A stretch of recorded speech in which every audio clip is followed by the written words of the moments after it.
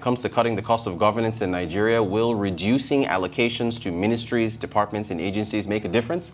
Ben Akabueze, the Director General of the Budget Office, says no. Here's what he said at the presentation of the World Bank report on Nigeria earlier this week. He says, when people say the government should cut costs, look at the cost profile of the Nigerian government. What exactly do you want to drop? Let's take a look at his second quote here. He says, some people say we pay the legislature too much. Well, he did some math. Said the total budget of the National Assembly is 128 billion naira. If I make that zero, this year we still have a 13.6 trillion naira budget.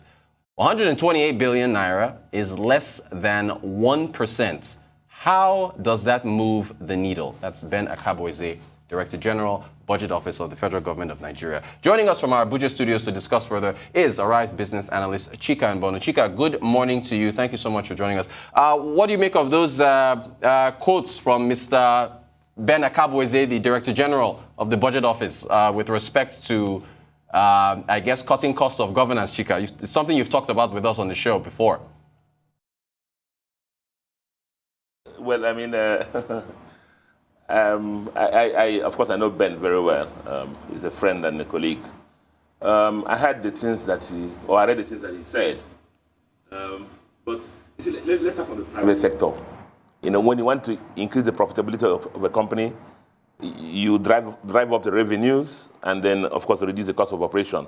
And that, expands the profit. That's how you do it in the private sector. Now, the public sector, of course, is not driving for profitability, but for efficient application and utilization of resources of the country.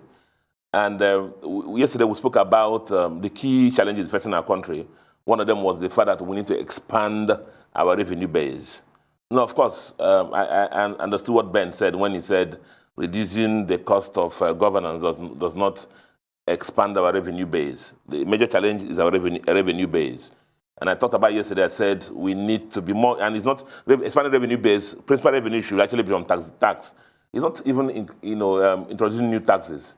It's being more efficient in tax collection. Plugging the leakages, as I mentioned yesterday, including things like pioneer tax, tax waivers, the export-free zones, and so on and so forth, to make sure that every person that is supposed to pay tax, pays the tax. Now, the other thing is, we talked about cost of governance. Everybody, World Bank, analysts, have thought about it's very expensive running Nigerian government. We talked about the duplication of work by most of the MDAs, the ministry departments and the agencies. And we said that a lot of them do the same thing and carry, multiple overheads. And these agencies must be brought together so that the overheads will come low. When we're cutting costs, normally one of our credos is the fact that no amount is too small. So even if the National Assembly will save some 1-2 billion there, it helps, and so on and so forth with other agencies. So in that respect, I don't agree with Ben, Mr. Akabueze, in that respect, because every couple counts. The truth is that we believe the Nigerian civil services are overbloated. We believe that they're not very efficient, and we think that they can be better rationalized for better efficiency. And then in that way, our 13 trillion budget can be rationalized and be more efficient for the good of the country. A lot of the agencies and the departments are doing the same thing. And they remember the Orasan report. It was very concise on what to do. But in this country, we require the political will to do that. And despite the fact that, remember, in 2019, we heard the Minister for Finance say that that's going to drive the budget for 2020. 1 year down the line, nothing has happened to the report because of the lack of political will required to push that. So in that respect, I disagree with Ben, but there has to be more efficiency in the government side. There's no way you tell me that 13 trillion budget, you cannot cut off even 3 trillion. Very diligent application of the usual processes will enable us to do that.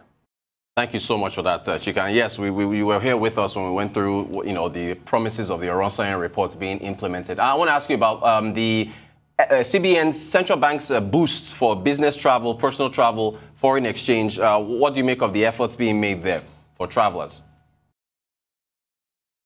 You know, we talked about this some time ago, and said the pressure on the parallel market is driven by when individuals who want to travel, who want to do medical treatment, pay school fees for their kids, and even the SMEs who buy $10,000, $20 kind of worth of raw materials for their factories can't find foreign exchange. They are driven to the parallel market because they must survive. You got to pay your school fees, otherwise your kids will be chased out of school.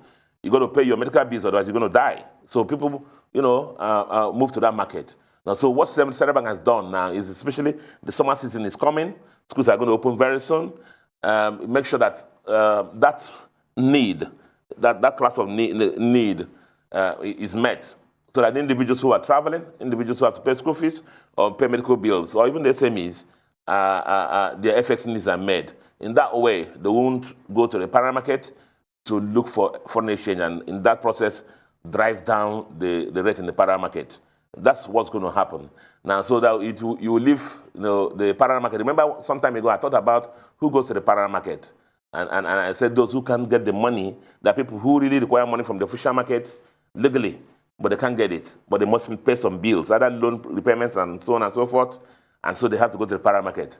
We said also those who want to pay school fees, medical bills, SMEs, legitimate demands, and who can meet from the legal sources, go to that market. And of course, we talked about all those also who know their transactions cannot go through central bank because of the nature of the transactions.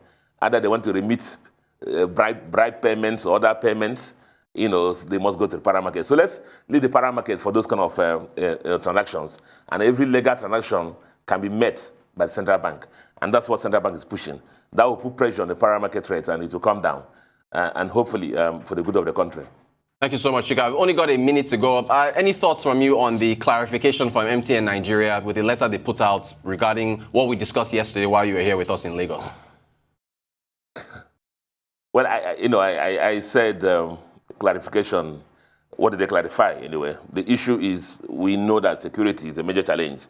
And as I said before, I said how many people will send their children to go and service base station on any of these expressways, either Abuja, Kaduna Expressway, or one of these expressways that they've been kidnapping people. So that's what MTN is saying, and not just MTN. All the tower managers are saying that our security is getting worse. We can't access our stations. Remember, these base stations, have generators, 2 generators running each base station, and they have to be fed with fuel. What if you can't get there? So that's the problem. Well said, Chika. We got to go. We're running out of time. But Arise Business Analyst Chika Mbonu. Chika, thank you so much for taking us through the headlines. We always appreciate your insights.